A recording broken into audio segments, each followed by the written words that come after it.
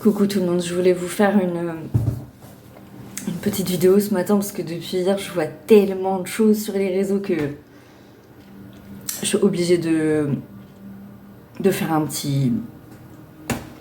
Je suis obligée. Bon. On vit vraiment, mais vraiment, quand je disais que c'était comme le Covid, franchement, on recopie et on recommence. J'ai la chance d'être entre deux sphères. Et du coup, dans ces deux sphères,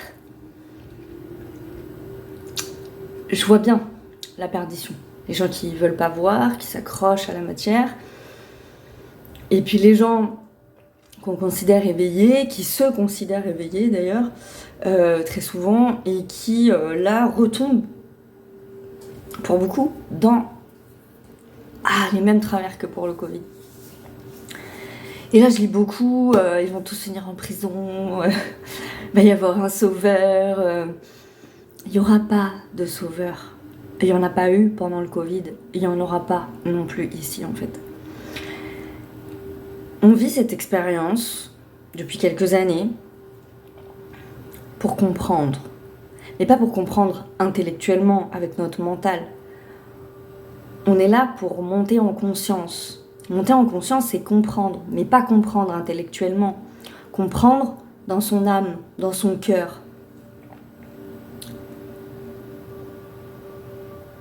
Le Covid, ça a servi beaucoup à ça, pour certaines personnes, à comprendre.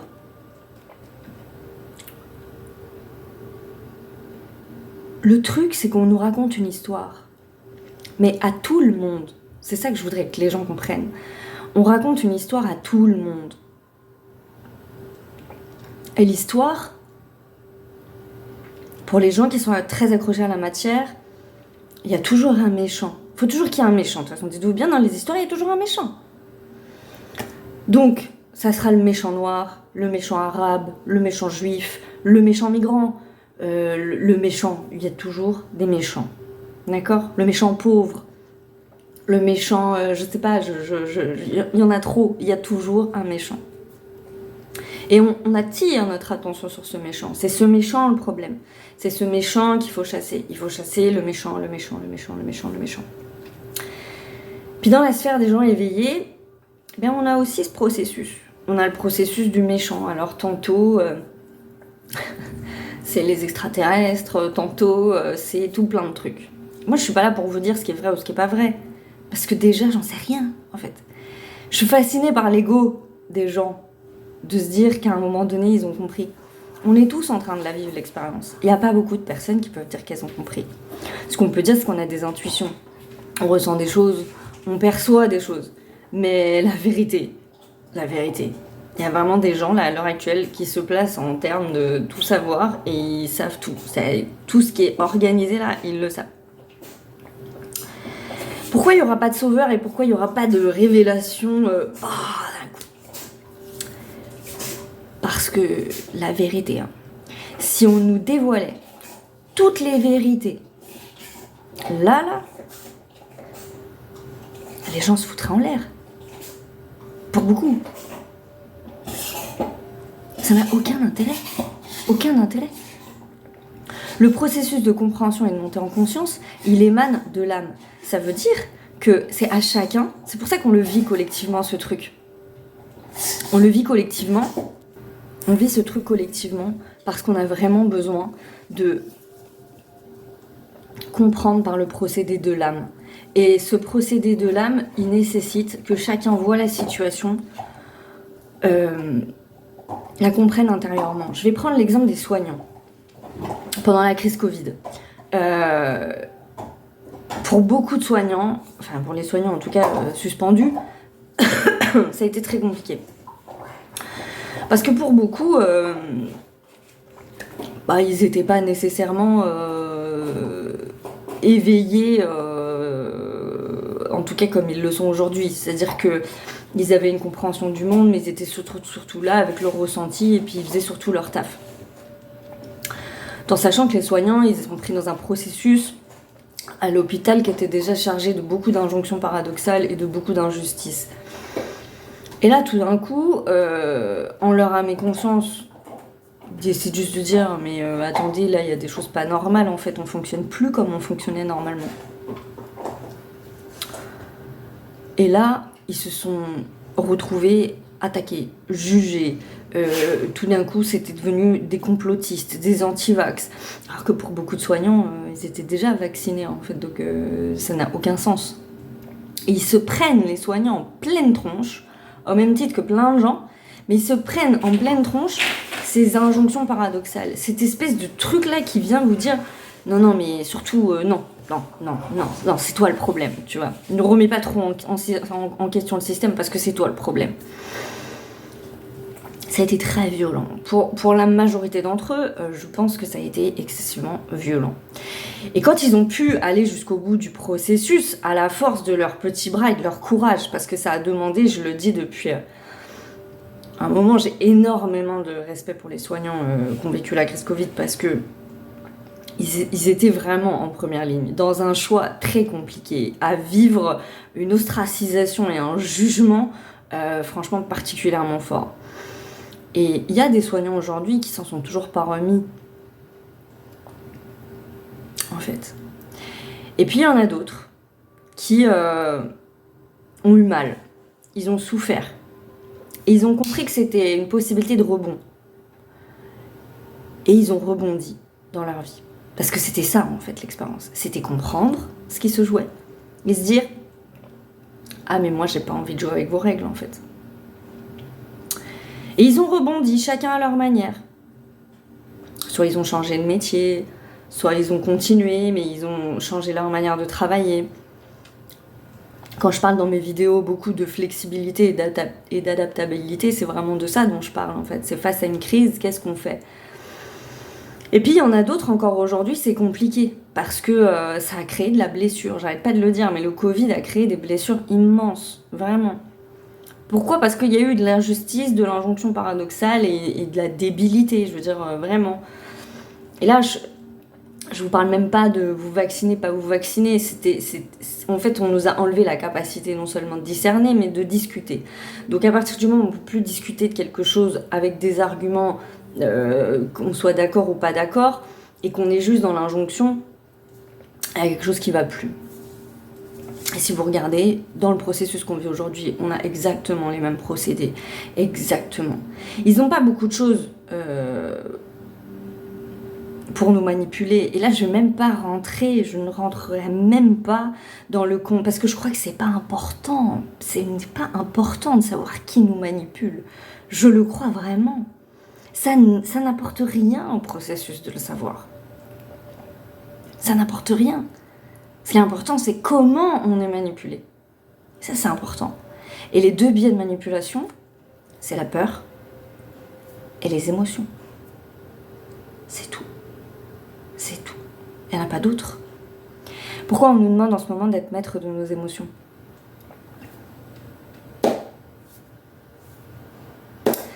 La colère, c'est quoi ?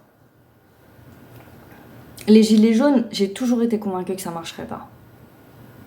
Pourquoi ça ne pouvait pas marcher ?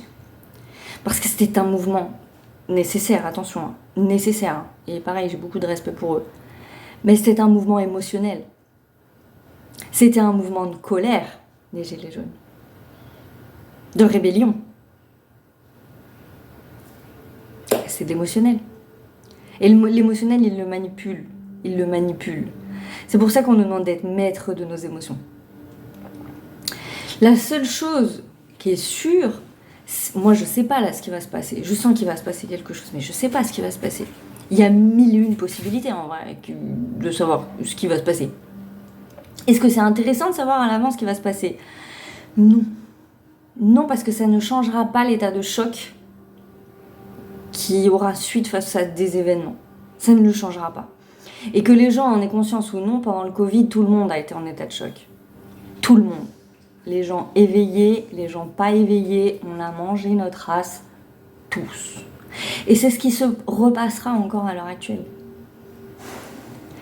Parce que c'est l'arrêt de quelque chose, c'est la montée en conscience, donc l'arrêt de quelque chose. Mais on vit tous dans le même monde depuis toutes ces années. Donc ça s'arrête pour nous tous en fait. Donc le changement, on le vit tous. Et les processus liés au changement de deuil, de perte, de perte de repères, de non-compréhension, on le vit tous. Moi je suis désolée, mais les gens pendant le Covid éveillés, je les ai pas... Ça a été compliqué aussi. Parce que c'est compliqué de faire face à du mensonge. Parce que c'est compliqué de faire face à des gens violents. Parce que c'est compliqué de voir des gens dans le déni à un point très élevé. C'est compliqué. C'est compliqué d'avoir des gens de ta propre famille qui se retournent contre toi. Parce que, non mais ça va pas, tu remets... C'est compliqué. Et c'est pour ça qu'il y a eu autant de distance entre les gens pendant le Covid. Parce que c'était compliqué pour tout le monde. Et on revit exactement la même chose. Donc je sais pas ce qui va se passer dans les semaines à venir, mais je suis quasiment sûre que les deux leviers de nos peurs et de nos émotions seront activés à pleine balle. On n'arrête pas de nous parler du discernement.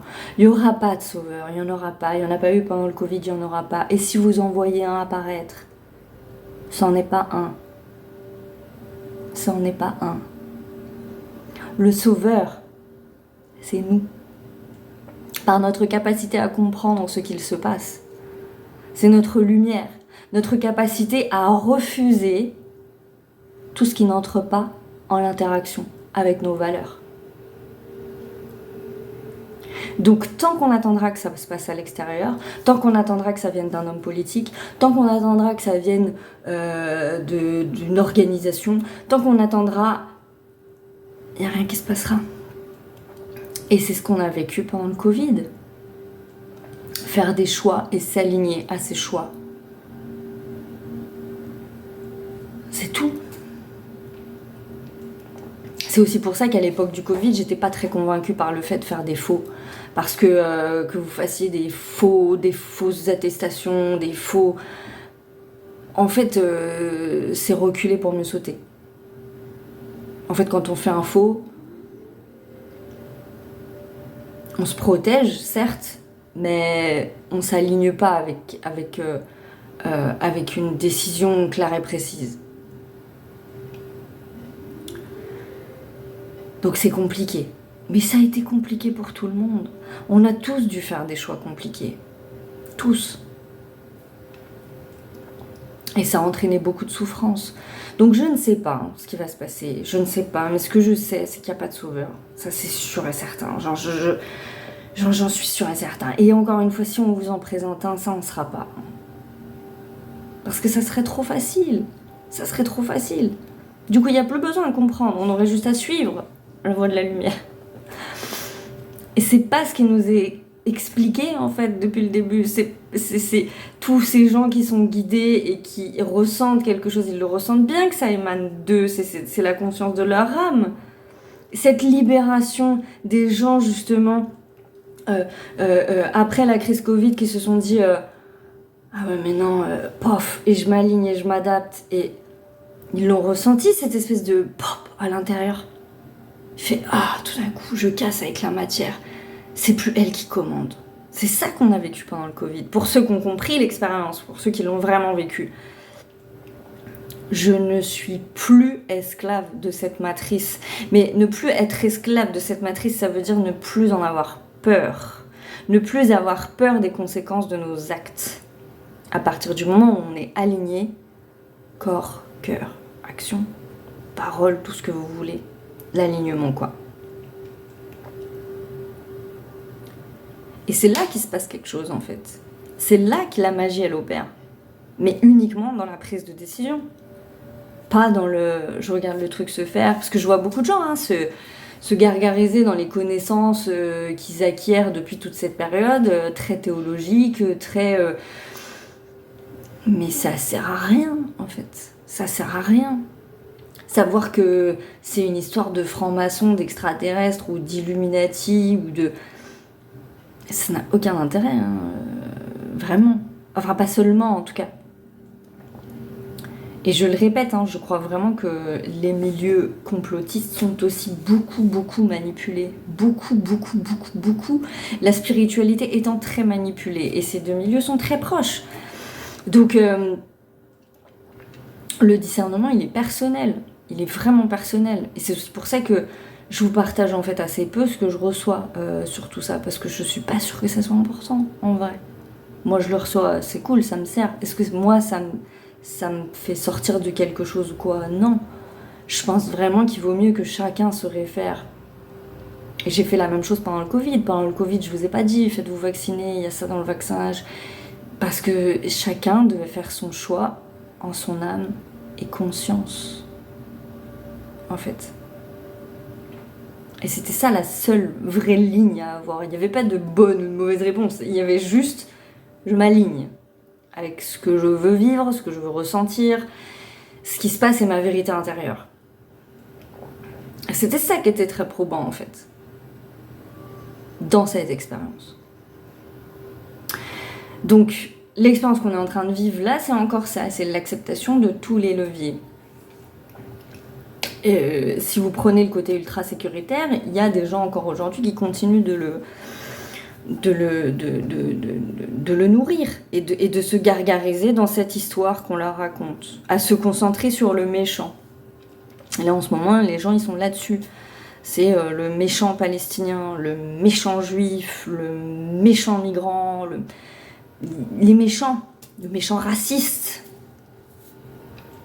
On vous raconte des histoires, c'est quand on vous dit que la matière c'est une illusion, c'est ça ce qu'on passe notre temps à écouter et à regarder des histoires, et comme un enfant à qui on raconte une histoire, on est là à se dire c'est pas bien, c'est pas bien, et puis là il y a de l'injustice, et puis il y a ça, et c'est ces leviers là qu'ils utilisent, parce que ça nous empêche de prendre la hauteur nécessaire pour se dire ok, j'aimerais bien sortir des méchants, parce que quand même, et je voudrais voir, et quand on regarde de plus haut la situation, on se rend compte que les méchants, c'est peut-être pas ceux auxquels on pense, en fait. Il y en a bien dans l'histoire des méchants, mais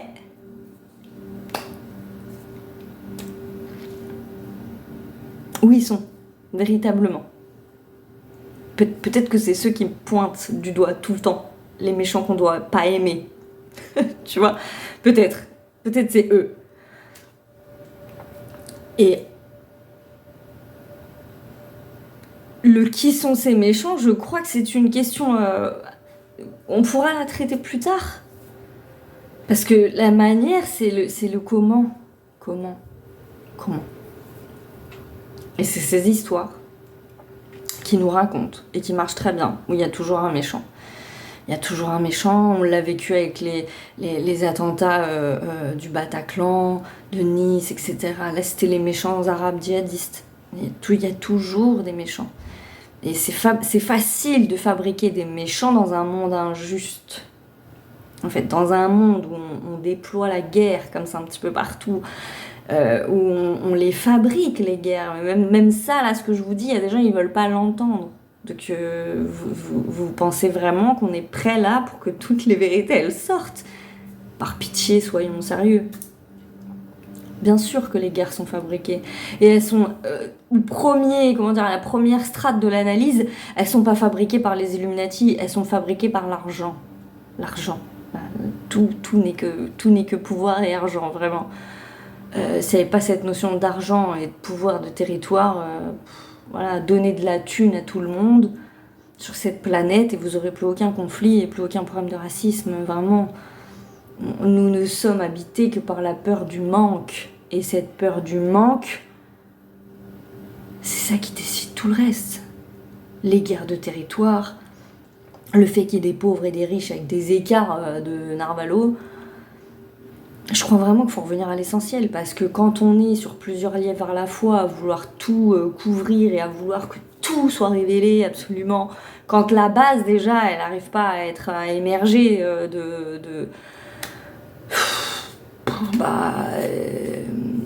ça marche pas. Là, sur Terre, on voudrait qu'il y ait des gens qui comprennent les processus de manipulation d'énergie, parce que après, la deuxième strate de compréhension, c'est ça. C'est que quand tu manipules quelqu'un avec la peur, tu utilises son énergie contre lui. Quand tu manipules quelqu'un avec la colère, tu utilises son énergie contre lui. Moi, j'avais vécu une expérience très intéressante pendant les Gilets jaunes, j'étais enceinte. J'étais dans une énergie très particulière. Et vous pouvez pas savoir, à chaque fois que j'étais confrontée à des images de gilets jaunes, à chaque fois, ça me mettait dans un état... Parce que quand on est enceinte, on est beaucoup plus sensible aux énergies. On les ressent beaucoup plus fort. On est plus puissante aussi. On n'en parle pas assez, ça, mais quand on est enceinte, on a une puissance énergétique très très forte. Et avec une ultra-sensibilité, du coup, beaucoup plus développée. Et on le passe souvent sous le biais de les émotions, on pleure, on sait pas ce qu'on veut et tout, mais je veux dire, on a une capacité de création quand on est enceinte et de magie intérieure assez dingue, véritablement. Donc voilà, et ben ça me mettait dans un état, mais voilà, pourquoi? Parce que l'émotionnel des gens était, mais c'était insoutenable, quoi. C'était insoutenable. Donc,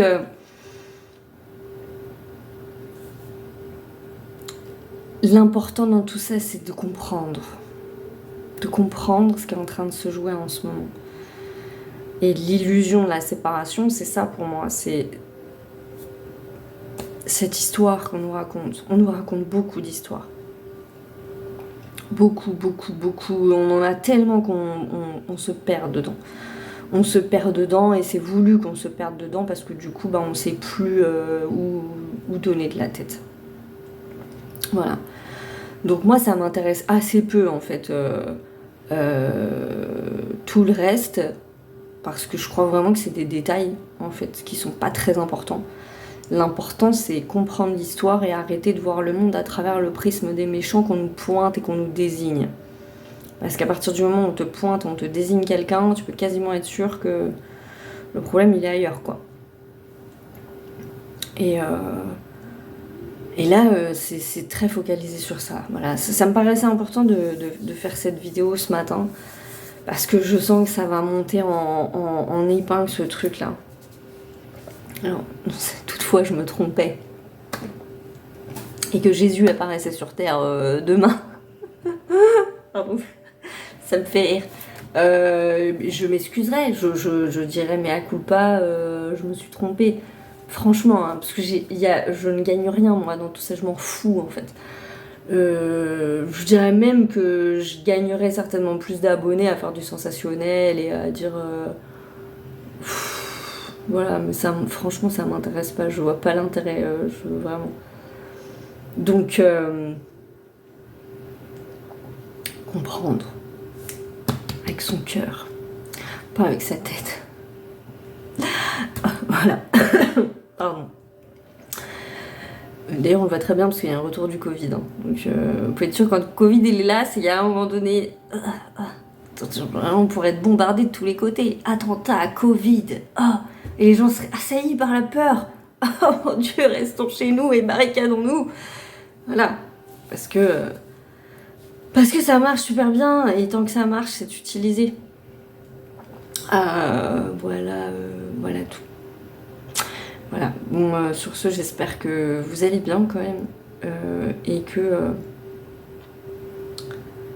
vous prenez bien soin de vous, je crois que c'est important, et puis que vous vous écoutez, surtout dans votre cœur. Voilà, je vous souhaite une très belle journée.